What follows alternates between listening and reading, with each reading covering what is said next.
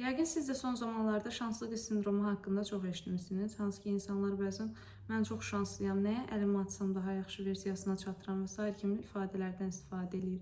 Və fikir vermisinizsə, mənim artıq baxdığım bir çox videolarda görürəm ki, insanlar sadəcə məsələnin səthi tərəfinə fokuslanırlar. Və bu səthi tərəflər üzərində zaten işlədikdə, siz bir nəticə alacaqsınız. Bir şeylər həyatınızda yoluna düşməyə başlayacaq. Amma hər zaman olduğu kimi mən dərin işin tərəfdarıyam və düşündüm ki, sizin üçün bu videonu hazırlayım və şanslı qız sindromunun arxasında yatan həqiqi psixolojik səbəbləri görək və bunlar üzərində işləyib, təbii ki, biz də bu sindromdan yararlanaq. Elə isə vaxt itirmədən başlayaq. Nədir şanslı qız sindromu? Şanslı qız sindromu bilinənin əksinə daim afirmasiyalar deyən, pozitiv sözlər işlədən, həyata daim güllük gülistanlıq kimi baxan insanların əksinə daxili dünyasını rahatlatmış, həyatın axışına güvənmiş, axışda qalmağı bacaran, günahlandırmayan, insanları özünü qurban pozisiyasına salmayan qadınların başına gələn hadisələrin verildiyi addır şanslı qız sindromu. Və bu sindroma tutulmuş qadınlar əsasən hər zaman həqiqətən nəyə əllərini atsalar, daha yaxşı versiyalarına çatdıra bilirlər onları. Və bu qadınlarda daim şans işə düşür, şansdan daha çox desək, onların öz daxili aləmləri ən yaxşısını almağa, daha çoxunu qəbul etməyə onlar üçün imkan verir. Biz artıq əvvəlki videoda da bilmişdik ki, psixolojik həcmimizin icazə verdiyi qədər almağı bacarırıq. Əgər sizin həcminiz daha çoxunu almağa icazə vermirsə, sizin üçün afirmasiyalar demək yetərli olmayacaq və çox videolarda görürsünüz, deyirlər ki, əgər həyatında hər şeyin daha yaxşı olmağını istəyirsənsə, daim pozitiv sözlər işlət, daim insanlara pozitiv ol, afirmasiyalar denən, amma bunlar bir yerə qədər işləyir və davamlı olmadığını artıq hər kəs bilir. Amma nə zaman ki, siz psixolojik həcminizi genişlədirsiniz və daxili dünyanızı rahatladıb daha çoxunu qəbul etməyinə kömək edirsiniz, o zaman düzdür, siz daha şanslı olmağa başlayırsınız. Nəinki afirmasiyalar deməklə. Afirmasiyaların məqsədi əslində beyində yeni neyron əlaqələri yaratmaqdır.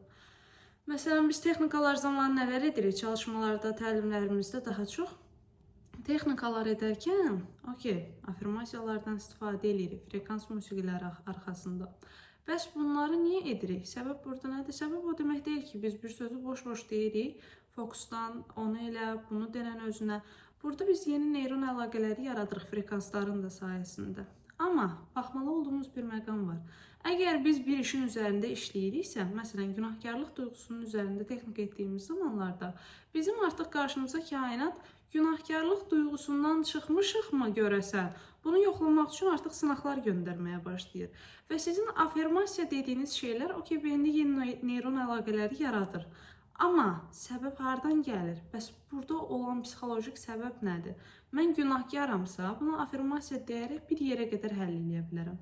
Bəs günahkarlıq duyğusunun altında yatan hissə nədir? Mən nə zaman özümü günahkar hiss etmişdim? Kim mənə belə hiss etdirmişdi? Onunla hələ də qopa bildimmi, ayrıla bildimmi? Bunlara baxırıq. Yəni, afirmasiyalarla siz şanslı ola bilməzsiniz. Sadəcə bir müddətlik enerjinizdə təmizlik edə bilərsiniz. Və texnikalar zamanı dediyim kimi daha çox, daha qalıcı psixolojik səthə gəlib çıxırsınız, emosional fonunuzu afirmasiyalardan daha çox genişlədirsiniz. Və gələk qayıdaq əsas mövzumuza. Biz bu sahədə nəyə baxırıq? Junga görə şanslı qız sindromu daha çox qız arxetipinə məxsusdur.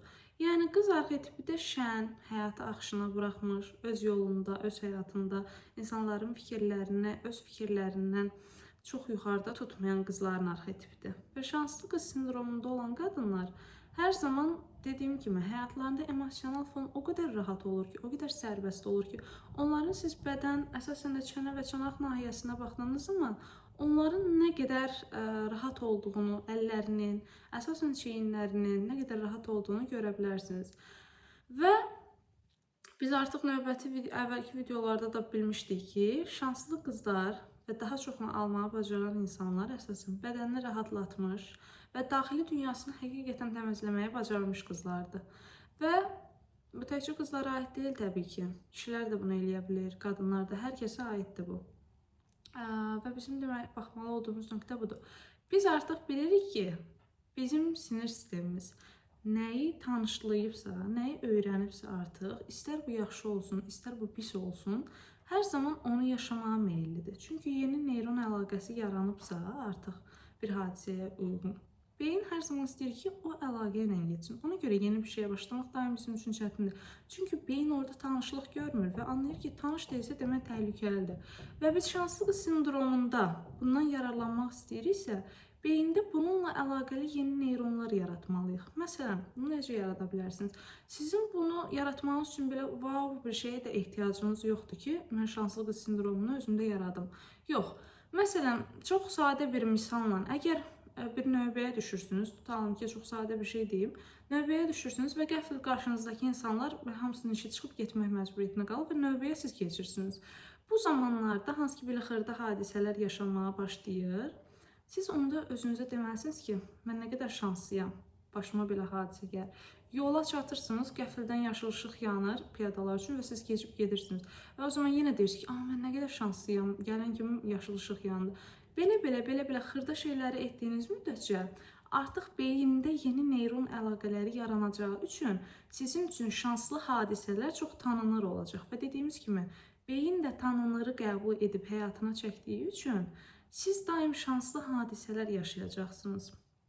Mən əvvəllər də bundan çox istifadə edirdim. Başıma gələn hər yaxşı şeydə özümə də sual verirdim ki, aydım, həqiqətən mən bu qədərmi şanslıyam ki, mənim başıma belə şeylər gəlir. Və artıq sualı dayandırsam da, görürəm ki, artıq suala ehtiyac yaranmadan belə başıma yaxşı işlər gəlməyə başlayır. Və sizə də tövsiyəm odur ki, daxili aləminizi bu barədə rahatlaşdırasınız.